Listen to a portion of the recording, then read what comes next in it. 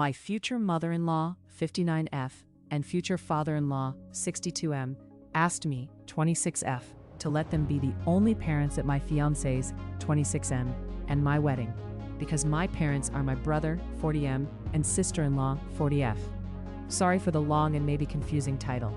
I'll clarify some stuff to make it make sense. Basically, my brother and I were born into a generational shit show. Our parents had my brother young, and he was mistreated his whole life. They lived with mom's parents and her 2 siblings. Her brother was 3 years older than my brother. Her sister was 3 years younger than my brother.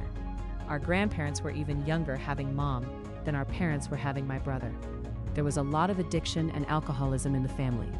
My brother went through hell living there before I was born, and I know a lot of it has filled him with hatred for our parents, especially when he was blamed for the death of our mother's brother when my brother was still a kid himself.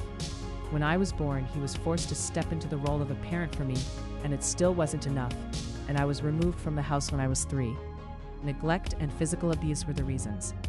I bounced around in foster care for over 2 years before it was agreed my brother could have custody of me. He gave up on furthering his education to become stable enough to take me in and raise me. It was temporary for a couple of years, with regular visits to make sure he was doing okay with it. He met my sister-in-law in that time, and the 2 of them together was probably the reason I was allowed to stay with them as my guardians. I don't remember living with anyone else in the family. I remember meeting our parents one time when I was maybe 10, and it was a mindfuck. They were still very troubled people. For most of my life, I have considered my brother and sister-in-law my parents. There are times I call them mom and dad. They call me their daughter at times too.